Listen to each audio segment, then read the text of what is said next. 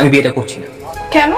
Listen Faria, পরীক্ষার জিজ্ঞাসাবাদ এক জিনিস, আর মানুষের ইমোশন নিয়ে খেলাধুলা করা আরেক জিনিস। তোমার কাছে কি মনে হয় আমি ফাইজলামির জিনিস? আমার সাথে ফাইজলামি করা যায়? এই যে বিয়া, সেটি সবকিছু আয়োজন, সবকিছু ফাইজলামির। আমি বিয়েটা করছি না, নেভার। দেখেন, আমি সরি, আমি আসলে বুঝিনি আপনি এত সিরিয়াস হয়ে যাবেন। আমি তো একটা পরীক্ষায় নিচ্ছিলাম।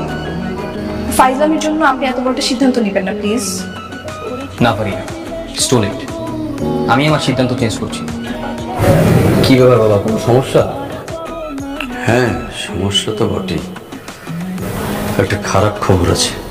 খারাপ খবর আছে মানে বাবা? কি খারাপ খবর বলো তো?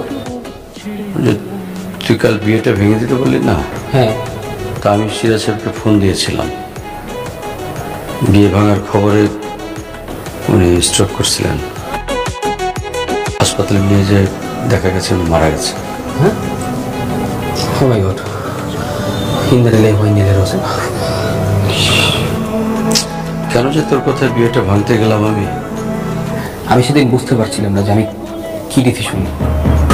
আমার মাথায় কাজ করছিল না, তাই বাবাকেও কি না কি বলে ফেলেছি। আর আমার বাবা হুট করে জানিয়ে দেয় যে বিয়েটা হচ্ছে না। আমি অবশ্য পরে অনেক অনুশোচনা করেছিলাম। ভেবেছিলাম তারপরের দিন সকালে আপনাদের কাছে এসে সরি বলবো, কিন্তু তার আগেই তো আঙ্কেলের মৃত্যুর খবরটা পেলাম।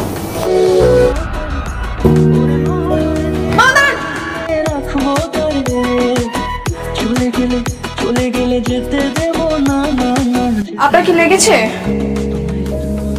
কি ব্যাপার, হাসছেন কেন? যাক, এই অ্যাক্সিডেন্টের বাহানা বলে তো তুমি আমার কাছে আসছো, আমার সাথে কথা বলছো, তাই না? দেখেন, আমি এসব কথা বলা কাছে আসার মধ্যে নেই। আমি আপনাকে ক্লিয়ারলি একটা কথা বলতেছি, আপনি প্লিজ আমাকে আর ফলো করবেন না। আপনার রাস্তা আলাদা, আমার রাস্তা আলাদা। ক্লিয়ার? আমরা চাইলে কিন্তু আমাদের রাস্তাটা এক করতে পারি। ফারিয়া, আমাদের দুজনের রাস্তা কি এক হতে পারে না? না, পারি না। মন থেকে চাইলে সবই সম্ভব। ফারিয়া, ফারিয়া, লাস্টবারের মতো বলে যাও, আমরা কি এক হব না? না। ফারিয়া দাঁড়াও। হাত ছাড়েন বলতেছি। না, হাত ছাড়বো না। হাত ছাড়েন। কেন হাত ছাড়বো?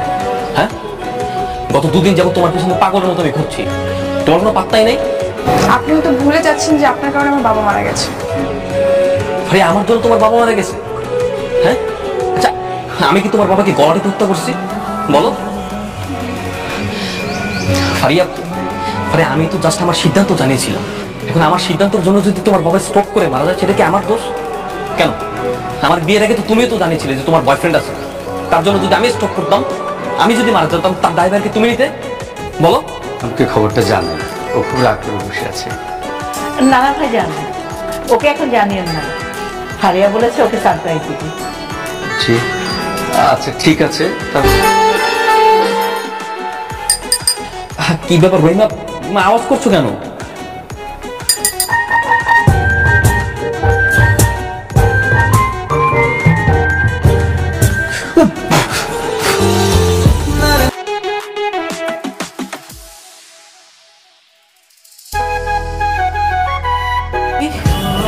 হ্যাঁ, আমি আপনার মহারানী আসছেন, আর আপনি এখনো পরে পরে ঘুমাচ্ছেন। আর রহিমাকে? আমি কি রহিমা? আপনার সবটা পূরণ করতে আসলাম। শুনলাম আপনি নাকি রাগ করেছেন। তো রাগ করে তো আপনার মাটিতে ঘুমানোর কথা, বিছানায় কি? কি ব্যাপার, তুমি কি তাহলে সত্যি সত্যি তোমার রাগ কমিয়ে ফেলেছো? তো রাগ না কমলে কি এভাবে সারপ্রাইজ দিতে আপনার বাসায় আসি? তার মানে কি সবকিছু ঠিকঠাক? হ্যাঁ, আমাদের বিয়ে হচ্ছে তাহলে? হবে।